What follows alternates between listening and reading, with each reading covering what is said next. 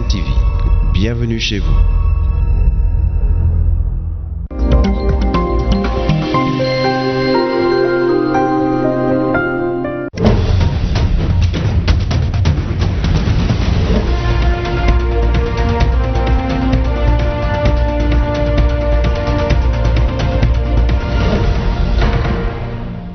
Il est 19h45, c'est l'heure de la grande édition du soir. Fadlaï Mbaye Diop, bonsoir. Bonsoir à vous, Mohamed Diop. Quels sont les principaux titres de ce journal? À la une, ce soir, fronde dans le PDS, Omar Sarr et compagnie tiennent un nouveau discours sur Karim Wade. Les jeunes du PDS très remontés contre Omar Sarr, Babacar Gueye et Amadou Sall. L'UJTL et le MEL demandent leur démission et l'audit de l'ex numéro 2 du PDS. Le ministre de l'Assainissement et de l'eau à Bambilor suite au décès de deux jeunes garçons provoqués par la pluie, venu présenter ses condoléances.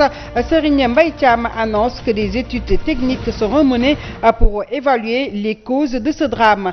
Après la pluie, le mauvais temps dans certains quartiers de Dakar où les populations crient au désarroi, leurs maisons, quartiers et routes envahies toujours par les eaux. Elles disent n'avoir pas vu la présence d'aucune autorité. Voilà pour les titres de cette édition. Le développement, c'est dans une poignée de secondes.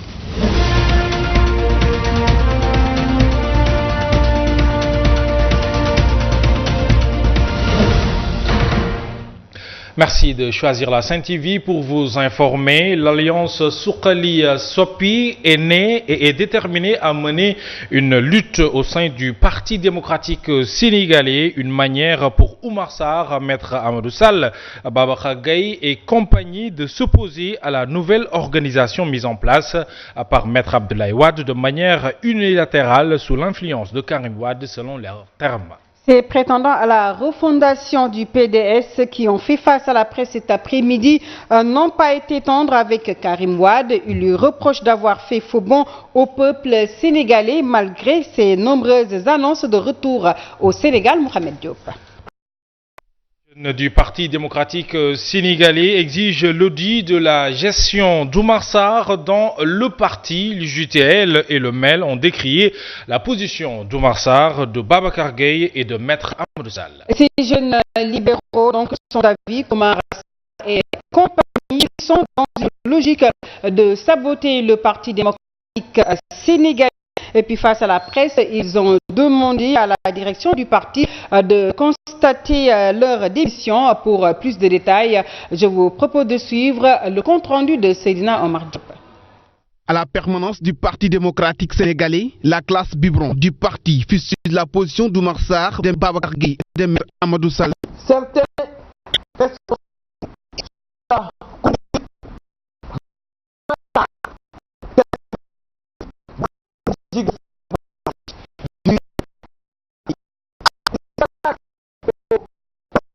pour des raisons pécuniaires. Toutefois, il demande à Oumar Sarr d'apporter des précisions sur ces différentes questions. Pourquoi il court après une amnistie du moins de Karim Wade par Macky Sall? Pourquoi Oumar Sarr et ses complices ne veulent pas partager leurs responsabilités au sein du PDS? Pourquoi bloque-t-il depuis plusieurs mois toute communication du parti? Plus que déterminés, ces jeunes exigent l'audit de la gestion d'Oumar Sarr. Pendant 7 ans, il nous a ignorés. Nous exigeons un audit de la gestion du parti de Oumar Sarr et demandons à la direction du parti de constater la démission de Oumar Sarr et ses acolytes. Les familles qui ont perdu leurs enfants dans les inondations survenues après de fortes pluies enregistrées dans la commune de Bambilor ont reçu la visite d'une délégation conduite par le ministre de l'Hydraulique et de l'Assainissement. Le ministre Serigne Mbaye Thiam a présenté les condoléances du gouvernement et du chef de l'État. Il s'est rendu sur les lieux du sinistre. Il annonce d'ailleurs que des études techniques vont être menées pour pouvoir évaluer les causes afin de trouver des solutions. C'est un compte rendu de Cheikh Ahmed Tidiane Seck. Deux garçons âgés respectivement de 15 et 8 ans ont perdu la vie suite aux dommages collatéraux causés par la pluie à Bambilor. Le premier, Mohamed Lamine Diop, lui, était venu en vacances dans la maison où les eaux l'ont trouvé. Bambilor s'est réveillé dans la tristesse et la douleur. À 4 h du matin, dans la nuit, ndox mi bi mu ñuy yee boobu mu ñu fekk mu ngi toll fii si tànk bi léegi bi ñuy génnee xale yi boobu ndox bi ñëw na ba yegg suñu baat yi bi ma sauvé ñii boobu lañ ma ne kii itam doomam bi dem na man boobu xamatu moom lu may def ñëw naa ba si canal bi fii taxaw xool xaw ma lu may def. Et oui, nous nous excusons, c'était pas le bon élément. Fadla Mbaye, après la pluie d'hier, le décor dans certains quartiers de Dakar est déplorable. Les eaux stagnantes continuent à envahir les routes, c'est le cas à Grand Yoff où la population est dans le désarroi. Selon elle, aucune autorité n'est venue s'enquérir de la situation des sinistrés. Très mécontente, la population a brandi donc une sanction contre les autorités lors des locales à venir si leur problème lié donc à l'assainissement n'est pas résolu, nous dit Tidiane Diallo dans ce compte rendu. Lendemain de pluie à Grand Yoff, le décor n'honore pas. Des eaux stagnantes dans lesdites localités, suffisant pour que les populations se sentent délaissées par les pouvoirs politiques. Elles crient le ras-le-bol. On est là, on est fatigué. Ça, on ne peut pas vivre avec. Je dis, pour ce qu'ils nous aident, c'est la meilleure solution. Ils n'ont qu'à nous aider s'ils le peuvent. Parce qu'on est vraiment fatigué. Lourdis Gomis, une habitante du quartier, explique son calvaire vécu hier durant la pluie.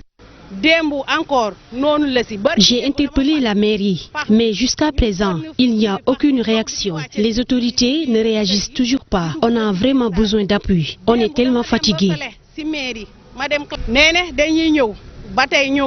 Fatou Diakhaté, quant à elle, interpelle directement les autorités.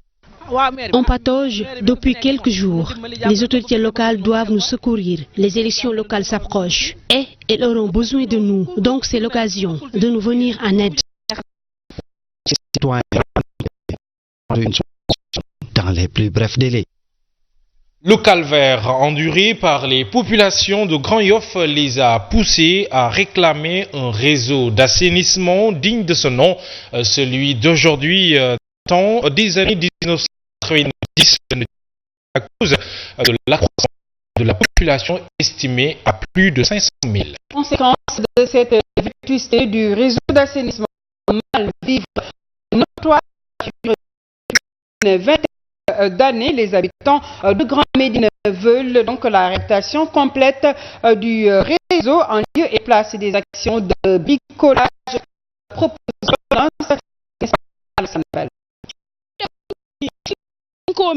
Plus que mariage, les habitants de Grand Yoff ont le sentiment d'être presque condamnés à vivre avec les eaux usées. De Khariala en passant par la police, le quartier d'Arou Yarafat, les rues et ruelles sont envahis par les eaux au quotidien. La situation à Grand Yoff est inacceptable. Nous sommes à la limite dépassée par ce problème. Quand les gens veulent donner des indications pour venir ici, ils disent aux gens venez là où l'eau stagne. Franchement, on se demande si nous sommes considérés. Pour certains, cela dure d'ailleurs depuis plus d'une trentaine d'années. C'est la même chose. Il y a 20 ans. Chaque temps, difficile donc d'échapper à certaines maladies de la peau. Nos enfants ont des boutons partout et ce n'est même pas bon également pour les adultes. Pour ces personnes rencontrées, la priorité doit être plutôt l'amélioration du cadre de vie que des actions de désencombrement. Enlever les véhicules, c'est bon, mais je pense que prioritairement, c'est ça qui est le plus important, parce qu'il y va de la santé des gens. Ces habitants ne veulent plus également de ce tafiengle de l'ONAS et demandent des mesures concrètes.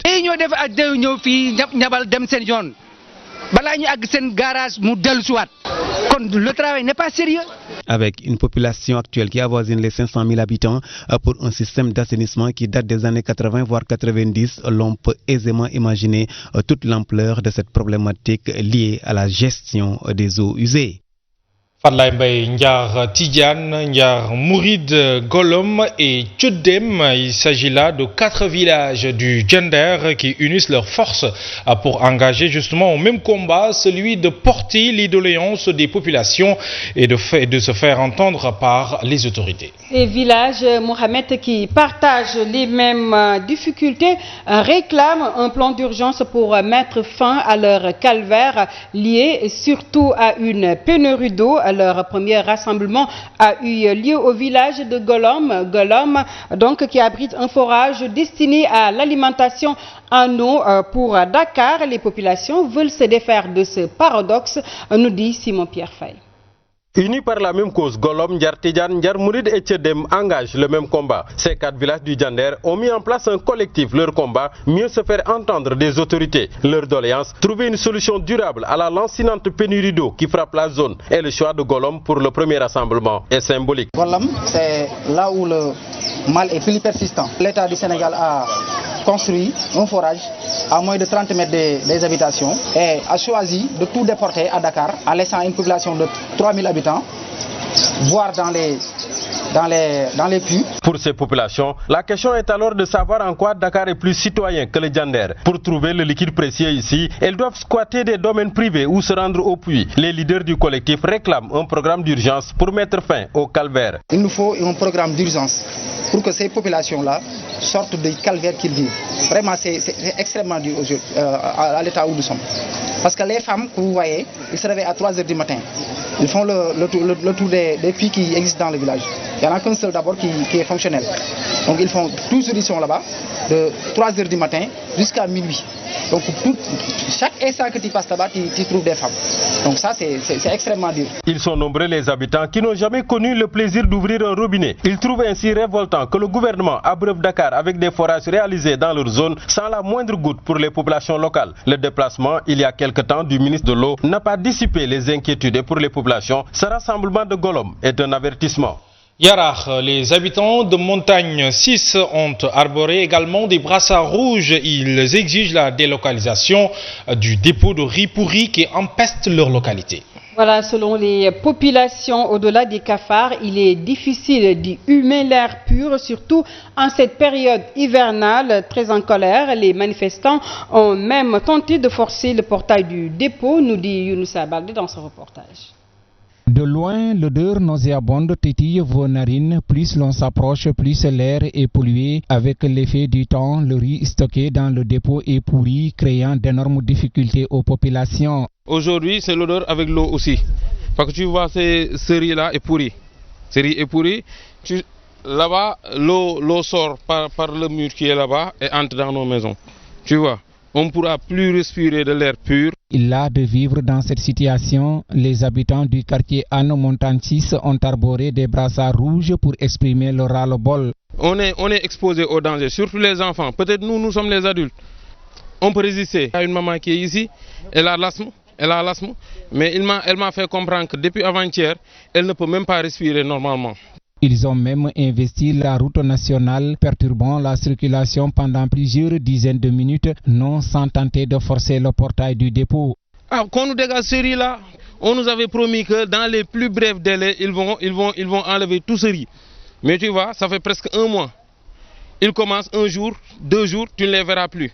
Ces tonnes de riz pourri seraient une saisine de la douane sénégalaise stockée dans ce dépôt depuis bientôt 10 ans au grand dam des populations.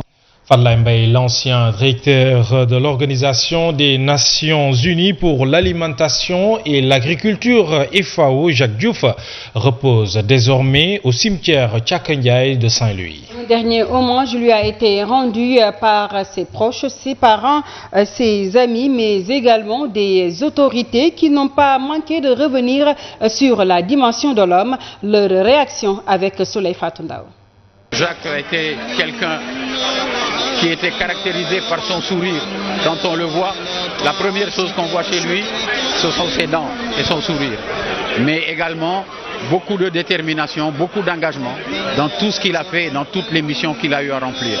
Un homme d'une courtoisie rare, mais aussi et surtout un homme d'une vive intelligence qui a su influencer positivement l'agenda agricole mondial. Pendant les grandes conférences de la FAO, Jacques Diouf était régulièrement, ou bien souvent, habillé en tenue africaine.